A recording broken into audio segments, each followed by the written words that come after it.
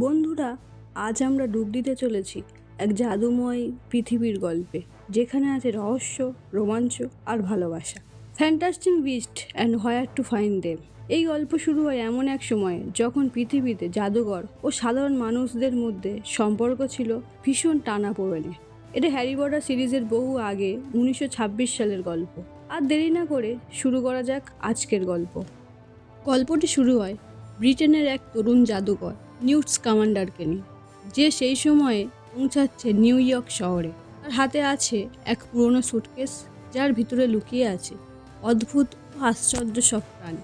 ইতিমধ্যেই নিউ ইয়র্কে এসে পুলিশ চেকিংয়ের সম্মুখীন হয়েছে নিউট, কিন্তু তার ব্যাগ থেকে কোনো কিছুই পাওয়া যায় না।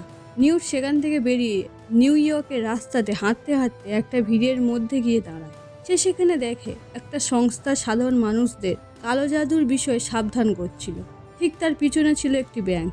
তখন হঠাৎ করেই একটা গোপাল ভাঁড়ের মতো লোক ভিড়ের মধ্যে নিউটকে ধাক্কা মেরে ব্যাংকের ভিতরে চলে যায়। ঠিক সে সময় নিউটের সুটকেস থেকে পালিয়ে যায় এক চঞ্চল প্রাণী, যার নাম নিফলার। নিফলার দেখতে ছোট, নরম, বিড়ালের মতো, কিন্তু তার একটাই দুর্বলতা, সে ঝকঝকে দামি জিনিস চুরি করা। নিফলার ব্যাংকের মধ্যে ঢুকে যায়, নিউট তার পিছু নেয়। এখানে আমরা জানতে পারি আমাদের গোপাল ভাঁড়ের নাম জেকব কোয়াস্কি, যে তার নিজের বেকারি খোলার জন্য ব্যাংক থেকে লোন নিতে এসেছে। নিউট আবার নিবলারকে দেখা পেয়ে তাকে ধরতে চায়। জেকব দেখে নিউট একটা অদ্ভুত ডিম ফেলে গেছে। এদিকে নিফলার ব্যাংকের প্রত্যেকের কিছু না কিছু চকচকে জিনিস চুরি করছিল। নিউট প্রাণপণ চেষ্টা করছিল নিফলারকে ধরে ব্যাগে ঢোকানো। জেকব কিছু বুঝে ওঠার আগেই নিজেকে জড়িয়ে ফেলে নিউটের দুনিয়ায়। এরই মধ্যে তারা ব্যাংক লকারের সামনে গিয়ে পৌঁছায়। নিফলার লকারের মধ্যে ঢুকে পড়ে। নিউট জাদুর দ্বারা লকার খুলে নিফলারকে ধরে ফেলে। তাদেরকে দেখে ব্যাংক ম্যানেজার সাইরেন বাজিয়ে দেয়। নিউট তাকেও জাদু করে অজ্ঞান করে দেয় ও জেকবকে নিয়ে পালিয়ে যায়। তবে বাইরে আসতেই জেকব ভয়ে তাড়াহুড়ো করে নিজের সুটকেস নিয়ে পালায়। এখানে নিউট ও জেকবের সুটকেস অদল বদল হয়ে যায়। একটা ছোট ভুল কখনো কখনো বিশাল বিপর্যয়ের জন্ম দিতে পারে। নিউট বুঝতে পারে না তার সব থেকে মূল্যবান জিনিস এখন হারিয়ে গেছে। সেই সময় এক অজানা মহিলা নিউটকে জাদু নিয়ম ভাঙার অপরাধে মাকুসার হেডকোয়ার্টারে নিয়ে যায়। মাকুসা হলো একটি আমেরিকান জাদু সংস্থা। এখানে আমরা জানতে পারি মেয়েটির নাম টিনা গোল্ডস্টেন। সে একজন প্রাক্তন অরর, এখন একজন সাধারণ অফিসার। টিনা মাকুসাতে গিয়ে নিউট ও তার অদ্ভুত প্রাণীদের কথা বলে। প্রমাণস্বরূপ তাকে নিউটের সুটকেস খুলতে বলা হয়, কিন্তু সুটকেস খুললে তার ভিতর থেকে কাপকেকস বেরিয়ে আসে। সে সময় নিউট বুঝতে পারে তার সুটকেস সেই গোপাল ভাঁড় মানে জেকবের সাথে পাল্টে গিয়েছে। জেকব যখন বাড়ি গিয়ে নিজের সুটকেস খোলে, তখন সে ভয়ঙ্কর অবাক হয়ে যায়। সুটকেসের মধ্যে থেকে কিছু অদ্ভুত প্রাণী বেরিয়ে আসে। নিউট আর টিনা জেকবের বাড়িতে আসে। নিউট জাদুর দ্বারা জেকবের বাড়ি আগের মতো করে দেয়।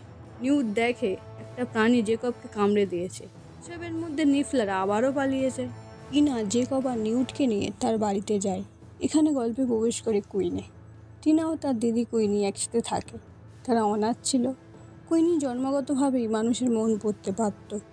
জেকব কুইনিকে প্রথমবার দেখেই তার সৌন্দর্যে মুগ্ধ হয়ে যায়। কুইনি জাদুর মাধ্যমে সবাইকে খেতে দেয়। ভাবো তো, আমরাও যদি জাদু করতে পারতাম, তাহলে কত সহজেই সব কিছু করতে পারতাম। এদিকে জাদুনাশক সমিতির একটি ছেলে ক্রেডেন্স বাইরে মাকুসার সদস্য পার্সিভাল গ্রেভসের সঙ্গে দেখা করে। তারা একটি বাচ্চা মেয়েকে খুঁজছিল, যার বয়স প্রায় 10 বছর। কিন্তু কেন খুঁজছিল সেটা জানার জন্য পুরো ভিডিওটা দেখতে হবে।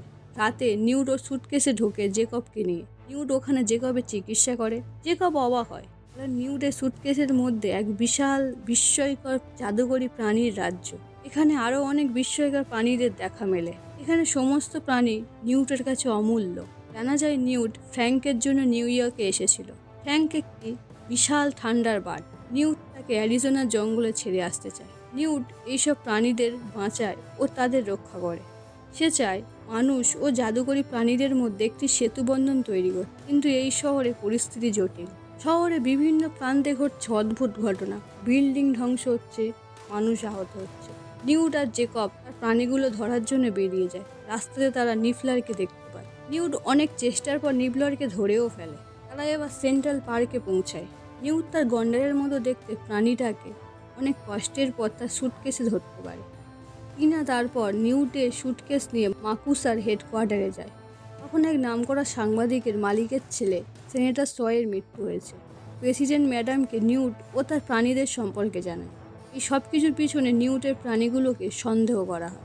নিউট মৃতদেহ পর্যবেক্ষণ করে বলে এটা কোনো প্রাণীর দ্বারা হয়নি, বরং অদম্য শক্তির দ্বারা হয়েছে। অদম্য শক্তি হলো এমন একটা শক্তি যার দ্বারা শুধু অনিষ্টই হয়। এই শক্তি গঠিত হয় শুধু বাচ্চাদের মধ্যে, যারা তাদের ম্যাজিক্যাল শক্তি নিয়ন্ত্রণ রাখতে পারে না। তবে কেউ তার কথা বিশ্বাস করে না। প্রেসিডেন্ট ম্যাডাম সাজা ঘোষণা করে আর জেকবকে স্মৃতি বিলুপ্ত করার আদেশ দেয়। পার্সিভাল গেবস টিনা আর নিউটকে মৃত্যুদণ্ড দেয়। টিনার দিদি কুইনি জেকবকে কৌশলে বাঁচিয়ে নেয় ও নিউটের সেই সুটকেস উদ্ধার করে যেটা পার্সিভাল গেবস নিজের কাছে রেখেছিল। গ্রেপস আসলে সেই অদম্য শক্তির ব্যবহার করতে চায় নিজ সাথে। নিউট তার একটা প্রাণীর সাহায্যে তার হাতকড়ি খুলে টিনাকে উদ্ধার করে সেখান থেকে পালায়। রাস্তায় তাদের সাথে কুইনি ও জেকবের দেখা হয়। কুইনি ওদেরকে সুটকেসের ভেতরে ঢুকিয়ে মাকুসা থেকে পালিয়ে যায়। টিনা নিউটকে বলে তার একটা খোঁচর। গ্নারলাক তাদেরকে নিউটের অদৃশ্য প্রাণীর ব্যাপারে বলতে। তারা প্রাণীটির ব্যাপারে জানতে পেরে মেসির দোকানে যায়। তারা গিয়ে দেখে ড্রোগাল মানে একটি অদৃশ্য প্রাণী একটা সাপের মতো একটি প্রাণী ওয়াকামিসকে খাবার দিচ্ছে। কত বাধা বিপত্তির পর নিউট তাকে শেষ পর্যন্ত একটা টিপটে ধরতে পারে। ইতিমধ্যে অদম্য শক্তি ক্রেডেন্সের পালক মাকে হত্যা করে। এখানে অনুমান করা হয়েছে অদম্য শক্তি আসলে ক্রেডেন্সের বোন মডেস্টি। গ্রাভেস ক্রেডেন্সকে অপদার্থ বলে প্রমাণ করে আর বলে তোর মা মারা গেছে, এটাই তোর উপহার, তোর জাদু শেখার কোনো অধিকার নেই, এবং অদম্য শক্তি ভেবে মডেস্টির কাছে এগিয়ে যায়। কিন্তু তখনই ক্রেডেন্স রাগে যন্ত্রণায় নিজেকে অদম্য শক্তিতে পরিণত করে। আসলে ক্রেডেন্স মানসিকভাবে অসুস্থ ছিল। ছোটো থেকেই তার ওপর নানা অত্যাচার করা হয়েছে। তার ওপর তার পালক মা বছরের পর বছর ধরে অত্যাচার করে গেছে, কারণ তার আসল মা একজন উইজার্ড ছিল।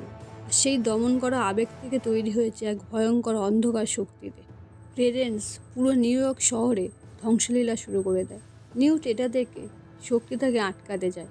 তার পিছু পিছু টিনাও যায়। তারা জানতে পারে এই অদম্য শক্তিটা ক্রেডেন্স। টিনা নিউটকে বলে ক্রেডেন্সকে বাঁচানোর জন্য। গ্রাভেস এবার ক্রেডেন্সকে বোঝানোর চেষ্টা করে যে সে তাকে সাহায্য করেছে, কিন্তু ক্রেডেন্স এখন লাগাম ছাড়া ঘোড়া। সে সাবওয়ে স্টেশনে ঢুকে পড়ে। গ্রাভেস একটা ব্যারিয়ার দিতে বলে স্টেশনের চারিদিকে। ও সে স্টেশনে ঢুকে পড়ে। এই সব নো ম্যাচ মানে সাধারণ মানুষ দেখে ফেলে।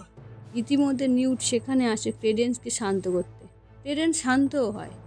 গ্রাভেস ও নিউটের মধ্যে যুদ্ধ লাগে। গ্রাভেসের কাছে নিউট পেরে ওঠে না।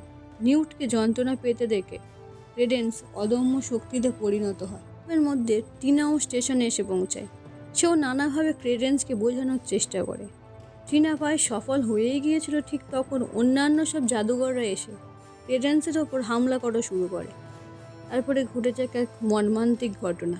ক্রেডেন্স চোখের সামনে ধ্বংস হয়ে যায়, বা অন্তত তাই মনে হয়। এরই মধ্যে নিউট বুঝতে পারে গ্রেপস আসলে মুখোশ পরে আছে। সে তার জাদু ব্যবহার করে গ্রেপসের রূপ উন্মোচন করে এবং দেখা যায় সে হলো গ্রেলার্ড গ্রিন্ডেলওয়াল্ড, সবচেয়ে বিপজ্জনক ডার্ক উইজার্ড, যাকে গোটা জাদু দুনিয়া খুঁজছে। গ্রিন্ডেলওয়াল্ডকে গ্রেপ্তার করা, কিন্তু নিউট জানে এ তার শেষ নয়, বরং কাহিনীর শুরু। শেষ পর্যন্ত নিউটের প্রাণীরা নির্দোষ প্রমাণ পায়, কিন্তু পুরো ঘটনাটি সারা শহরবাসী সাক্ষী হয়েছে। ম্যাডাম প্রেসিডেন্ট বলে গোটা শহরের স্মৃতি মুছে ফেলা অসম্ভব, কিন্তু নিউট তখন বলে এটা সম্ভব। নিউট ফ্র্যাঙ্ককে ছেড়ে দেয় ও তাকে একটা ওষুধ দেয়, যার সাহায্যে ফ্র্যাঙ্ক জাদুকরি বৃষ্টি সৃষ্টি করে আর নো ম্যাচদের স্মৃতি মুছে দেয়, তারা কিছুই মনে না রাখে। জেকব, যে পুরো কাহিনীর নায়ক সম বন্ধু হয়ে উঠেছে, তারও স্মৃতি মুছে ফেলতে বাধ্য করা হয়। সে আবারও সাধারণ জীবনে ফিরে যায়, কিন্তু নিউট তাকে বিদায় জানায় এক উপহার দিয়ে, অনেকগুলি রূপার ডিম, যা দিয়ে সে তার স্বপ্নের বেকারি শুরু করতে পারবে। নিউট ইংল্যান্ডে ফিরে যাওয়ার আগে টিনার সাথে এক মিষ্টি মুহূর্ত ভাগ করে নেয়। ভবিষ্যতে আবার দেখা হবে এই আশায়। শেষ দৃশ্যে দেখানো হয় জেকব তার বেকারিতে নতুন নতুন রুটি পেস্ট্রি বানাচ্ছে, যেগুলো নিউটের প্রাণীগুলোর মতোই দেখতে। আর কুইনি এসে চুপি চুপি তাকে দেখে হাসে। বোঝা যায় সব কিছু মুছে যায় না। কুইনিকে নিজের স্বপ্নে দেখে জেকব আবারও তার প্রেমে পড়ে। এই ছিল আজকের গল্প, ফ্যান্টাস্টিং বিস্টের এক আশ্চর্য জাদুময় অভিযান। নিউজ কামান্ডাল আর তার ছোট ব্যাগের ভিতরে বিশাল জগৎ আমাদের শিখিয়েছে ভিন্নতা কোনো অপরাধ নয়, বরং তাই আমাদের সব থেকে বড় সুখ। তোমরা যদি এমনই আরও জাদুময় গল্পে হারিয়ে যেতে চাও, তাহলে চ্যানেলটা সাবস্ক্রাইব করো, ভিডিও ভালো লাগলে একটা লাইক দিয়ে দাও, আর বন্ধুদের সাথে শেয়ার করতে ভুলবে না। তোমাদের ভালোবাসাই আমাদের সব থেকে বড় অনুপ্রেরণা। নতুন কোনো জাদুময় যাত্রায় আবার দেখা হবে। ততদিন পর্যন্ত জাদুতে বিশ্বাস রেখো।